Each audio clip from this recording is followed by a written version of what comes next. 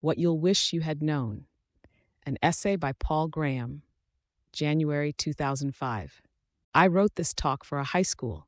I never actually gave it because the school authorities vetoed the plan to invite me. When I said I was speaking at a high school, my friends were curious. What will you say to high school students? So I asked them, what do you wish someone had told you in high school? Their answers were remarkably similar. So I'm going to tell you what we all wish someone had told us. I'll start by telling you something you don't have to know in high school. What you want to do with your life. People are always asking you this, so you think you're supposed to have an answer. But adults ask this mainly as a conversation starter. They want to know what sort of person you are, and this question is just to get you talking. They ask it the way you might poke a hermit crab in a tide pool to see what it does. If I were back in high school and someone asked about my plans, I'd say that my first priority was to learn what the options were. You don't need to be in a rush to choose your life's work. What you need to do is discover what you like. You have to work on stuff you like if you want to be good at what you do. It might seem that nothing would be easier than deciding what you like, but it turns out to be hard, partly because it's hard to get an accurate picture of most jobs. Being a doctor is not the way it's portrayed on TV. Fortunately, you can also watch real doctors by volunteering in hospitals.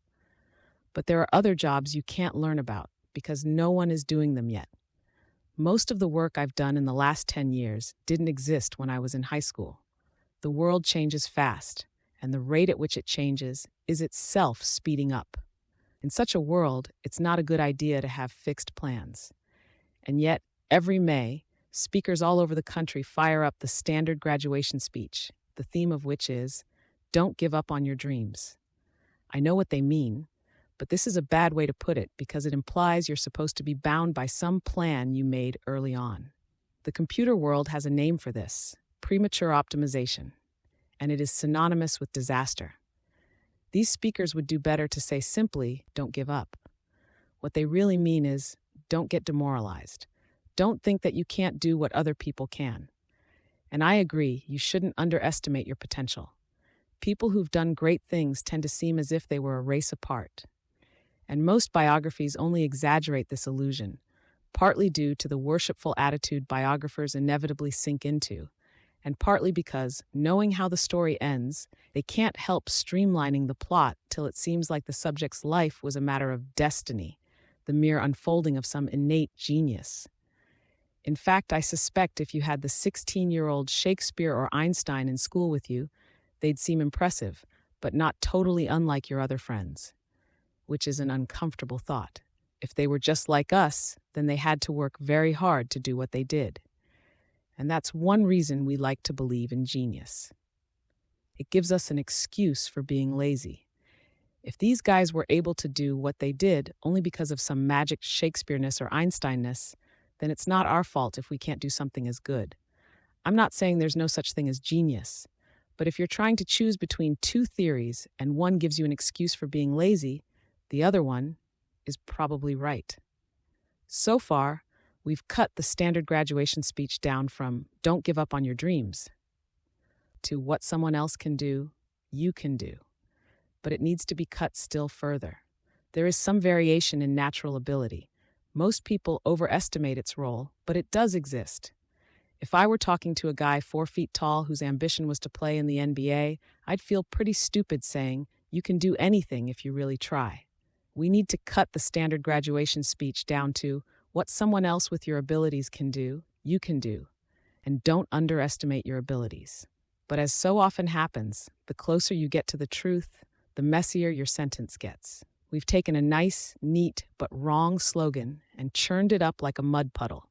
It doesn't make a very good speech anymore. But worse still, it doesn't tell you what to do anymore. Someone with your abilities? What are your abilities? Upwind. I think the solution is to work in the other direction. Instead of working back from a goal, work forward from promising situations. This is what most successful people actually do anyway. In the graduation speech approach, you decide where you want to be in 20 years and then ask, what should I do now to get there? I propose instead that you don't commit to anything in the future, but just look at the options available now and choose those that will give you the most promising range of options afterward. It's not so important what you work on, so long as you're not wasting your time. Work on things that interest you and increase your options, and worry later about which you'll take. Suppose you're a college freshman deciding whether to major in math or economics. Well, math will give you more options. You can go into almost any field from math. If you major in math, it will be easy to get into grad school in economics, but if you major in economics, it will be hard to get into grad school in math. Flying a glider is a good metaphor here. Because a glider doesn't have an engine, you can't fly into the wind without losing a lot of altitude. If you let yourself get far downwind of good places to land, your options narrow uncomfortably. As a rule, you want to stay upwind, so I propose that as a replacement for don't give up on your dreams, stay upwind. How do you do that, though? Even if math is upwind of economics, how are you supposed to know that as a high school student? Well, you don't, and that's what you need to find out. Look for smart people and hard problems. Smart people tend to clump together, and if you can find such a clump, it's probably worthwhile to join it. But it's not straightforward to find these, because there is a lot of faking going on. To a newly arrived undergraduate, all university departments look much the same. The professors all seem forbiddingly intellectual and publish papers unintelligible to outsiders. But while in some fields the papers are unintelligible because they're full of hard ideas, in others they're deliberately written in an obscure way to seem as if they're saying something important. This may seem a scandalous proposition, but it has been experimentally verified in the famous social text affair. Suspecting that the papers published by literary theorists were often just intellectual-sounding nonsense, a physicist deliberately wrote a paper full of intellectual-sounding nonsense and submitted it to a literary theory journal, which published it. The best protection is always to be working on hard problems. Writing novels is hard. Reading novels isn't. Hard means worry. If you're not worrying that something you're making will come out badly, or that you won't be able to understand something you're studying, then it isn't hard enough. There has to be suspense.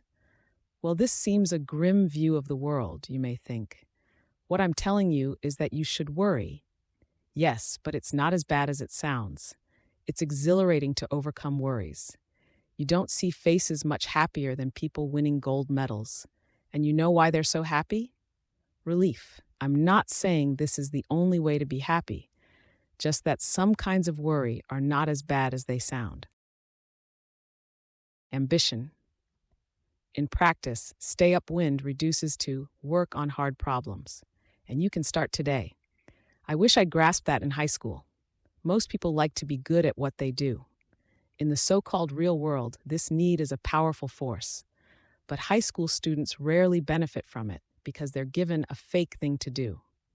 When I was in high school, I let myself believe that my job was to be a high school student, and so I let my need to be good at what I did be satisfied by merely doing well in school.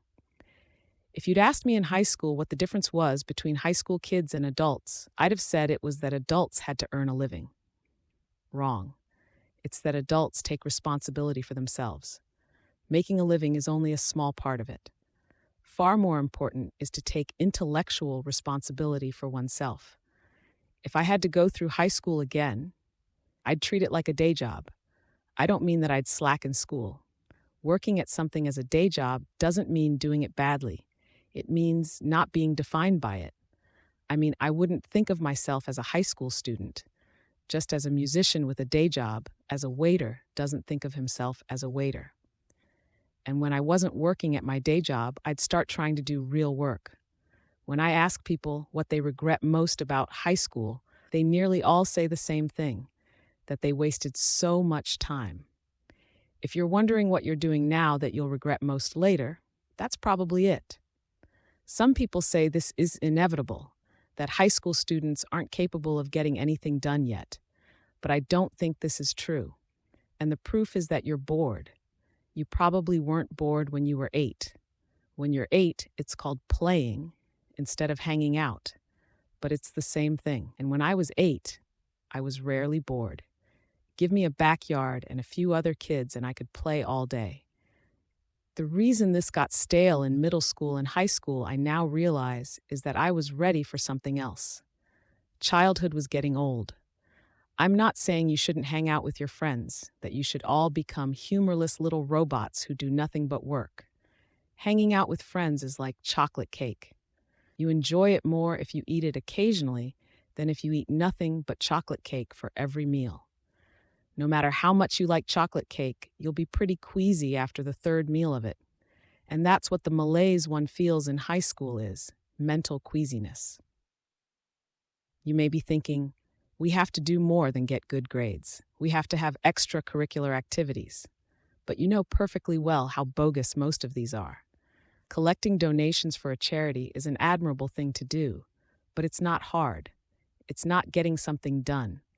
What I mean by getting something done is learning how to write well, or how to program computers, or what life was really like in pre-industrial societies, or how to draw the human face from life. This sort of thing rarely translates into a line item on a college application. Corruption. It's dangerous to design your life around getting into college, because the people you have to impress to get into college are not a very discerning audience. At most colleges, it's not the professors who decide whether you get in, but admissions officers, and they are nowhere near as smart. They're the NCOs of the intellectual world. They can't tell how smart you are. The mere existence of prep schools is proof of that.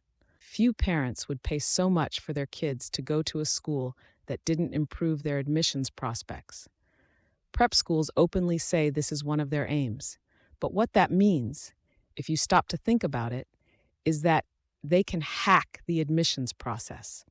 That they can take the very same kid and make him seem a more appealing candidate than he would if he went to the local public school. Right now, most of you feel your job in life is to be a promising college applicant. But that means you're designing your life to satisfy a process so mindless that there's a whole industry devoted to subverting it. No wonder you become cynical. The malaise you feel is the same that a producer of reality TV shows or a tobacco industry executive feels, and you don't even get paid a lot. So what do? What you should not do is rebel. That's what I did, and it was a mistake. I didn't realize exactly what was happening to us, but I smelled a major rat, and so I just gave up. Obviously, the world sucked, so why bother? When I discovered that one of our teachers was herself using Cliff's notes, it seemed par for the course. Surely it meant nothing to get a good grade in such a class. In retrospect, this was stupid. It was like someone getting fouled in a soccer game and saying, "Hey, you fouled me, that's against the rules," and walking off the field in indignation. Fouls happen. The thing to do when you get fouled is not to lose your cool. Just keep playing. By putting you in this situation, society has fouled you. Yes, as you suspect, a lot of the stuff you learn in your classes is crap. And yes, as you suspect, the college admissions process is largely a charade. But like many fouls, this one was unintentional. So just keep playing. Rebellion is almost as stupid as obedience. In either case, you let yourself be defined by what they tell you to do. The best plan, I think, is to step onto an orthogonal vector. Don't just do what they tell you, and don't just refuse to. Instead, treat school as a day job. As day jobs go, it's pretty sweet. You're done at 3 o'clock, and you can even work on your own stuff while you're there. Curiosity. And what's your real job supposed to be? Unless you're Mozart, your first task is to figure that out. What are the great things to work on? Where are the imaginative people? And most importantly, what are you interested in? The word aptitude is misleading because it implies something innate. The most powerful sort of aptitude is a consuming interest in some question, and such interests are often acquired tastes. A distorted version of this idea has filtered into popular culture under the name passion. I recently saw an ad for waiters saying they wanted people with a passion for service. The real thing is not something one could have for waiting on tables. And passion is a bad word for it. A better name would be curiosity. Kids are curious, But the curiosity I mean has a different shape from kid curiosity. Kid curiosity is broad and shallow. They ask why at random about everything. In most adults, this curiosity dries up entirely. It has to. You can't get anything done if you're always asking why about everything. But in ambitious adults, instead of drying up, curiosity becomes narrow and deep. The mudflat morphs into a well. Curiosity turns work into play. For Einstein, relativity wasn't a book full of hard stuff he had to learn for an exam. It was a mystery he was trying to solve. So it probably felt like less work to him to invent it than it would seem to someone now to learn it in a class. One of the most dangerous illusions you get from school is the idea that doing great things requires a lot of discipline. Most subjects are taught in such a boring way that it's only by discipline that you can flog yourself through them. So I was surprised when, early in college, I read a quote by Wittgenstein saying that he had no self-discipline and had never been able to deny himself anything, not even a cup of coffee. Now, I know a number of people who do great work, and it's the same with all of them.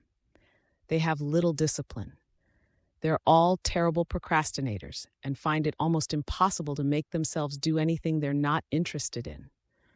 One still hasn't sent out his half of the thank you notes from his wedding 4 years ago. Another has 26,000 emails in her inbox. I'm not saying you can get away with zero self-discipline. You probably need about the amount you need to go running. I'm often reluctant to go running, but once I do, I enjoy it. And if I don't run for several days, I feel ill. It's the same with people who do great things.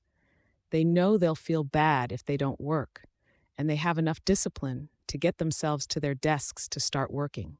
But once they get started, interest takes over, and discipline is no longer necessary. Do you think Shakespeare was gritting his teeth and diligently trying to write great literature? Of course not. He was having fun. That's why he's so good. If you want to do good work, what you need is a great curiosity about a promising question. The critical moment for Einstein was when he looked at Maxwell's equations and said, "What the hell is going on here?" It can take years to zero in on a productive question, because it can take years to figure out what a subject is really about. To take an extreme example, consider math. Most people think they hate math, but the boring stuff you do in school under the name mathematics is not at all like what mathematicians do. The great mathematician G.H. Hardy said he didn't like math in high school either. He only took it up because he was better at it than the other students. Only later did he realize math was interesting. Only later did he start to ask questions instead of merely answering them correctly. When a friend of mine used to grumble because he had to write a paper for school, his mother would tell him, "Find a way to make it interesting." That's what you need to do. Find a question that makes the world interesting. People who do great things look at the same world everyone else does, but notice some odd detail that's compellingly mysterious. And not only in intellectual matters. Henry Ford's great question was, why do cars have to be a luxury item? What would happen if you treated them as a commodity? Franz Beckenbauer's was, in effect, why does everyone have to stay in his position? Why can't defenders score goals too? Now, if it takes years to articulate great questions, what do you do now at 16? Work toward finding one. Great questions don't appear suddenly. They gradually congeal in your head, and what makes them congeal is experience. So the way to find great questions is not to search for them, not to wander about thinking, what great discovery shall I make? You can't answer that. If you could, you'd have made it. The way to get a big idea to appear in your head is not to hunt for big ideas, but to put in a lot of time on work that interests you, and in the process keep your mind open enough that a big idea can take roost. Einstein, Ford, and Beckenbauer all used this recipe. They all knew their work like a piano player knows the keys. So when something seemed amiss to them, they had the confidence to notice it. Put in time how and on what. Just pick a project that seems interesting, to master some chunk of material, or to make something, or to answer some question. Choose a project that will take less than a month and make it something you have the means to finish. Do something hard enough to stretch you, but only just, especially at first. If you're deciding between two projects, Choose whichever seems most fun. If one blows up in your face, start another. Repeat till, like an internal combustion engine, the process becomes self-sustaining, and each project generates the next one. This could take years.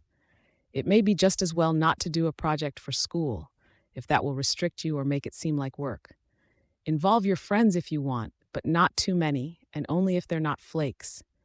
Friends offer moral support. Few startups are started by one person, but secrecy also has its advantages. There's something pleasing about a secret project, and you can take more risks because no one will know if you fail. Don't worry if a project doesn't seem to be on the path to some goal you're supposed to have. Paths can bend a lot more than you think. So let the path grow out the project. The most important thing is to be excited about it, because it's by doing that you learn. Don't disregard unseemly motivations. One of the most powerful is the desire to be better than other people at something. Hardy said that's what got him started, and I think the only unusual thing about him is that he admitted it. Another powerful motivator is the desire to do or know things you're not supposed to. Closely related is the desire to do something audacious. 16-year-olds aren't supposed to write novels, so if you try, anything you achieve is on the plus side of the ledger. If you fail utterly, you're doing no worse than expectations. Beware of bad models, especially when they excuse laziness. When I was in high school, I used to write existentialist short stories like ones I'd seen by famous writers. My stories didn't have a lot of plot, but they were very deep, and they were less work to write than entertaining ones would have been. I should have known that was a danger sign. And in fact, I found my stories pretty boring. What excited me was the idea of writing serious intellectual stuff like the famous writers. Now I have enough experience to realize that those famous writers actually sucked. Plenty of famous people do. In the short term, the quality of one's work is only a small component of fame. I should have been less worried about doing something that seemed cool and just done something I liked. That's the actual road to coolness anyway. A key ingredient in many projects, almost a project on its own, is to find good books. Most books are bad. Nearly all textbooks are bad. So don't assume a subject is to be learned from whatever book on it happens to be closest. You have to search actively for the tiny number of good books. The important thing is to get out there and do stuff. Instead of waiting to be taught, go out and learn. Your life doesn't have to be shaped by admissions officers. It could be shaped by your own curiosity. It is for all ambitious adults, and you don't have to wait to start. In fact, you don't have to wait to be an adult. There's no switch inside you that magically flips when you turn a certain age or graduate from some institution. You start being an adult when you decide to take responsibility for your life. You can do that at any age. This may sound like bullshit. I'm just a minor, you may think. I have no money. I have to live at home. I have to do what adults tell me all day long. Well, most adults labor under restrictions just as cumbersome, and they manage to get things done. If you think it's restrictive being a kid, imagine having kids. The only real difference between adults and high school kids is that adults realize they need to get things done, and high school kids don't. That realization hits most people around 23. But I'm letting you in on the secret early. So get to work. Maybe you can be the first generation whose greatest regret from high school isn't how much time you wasted.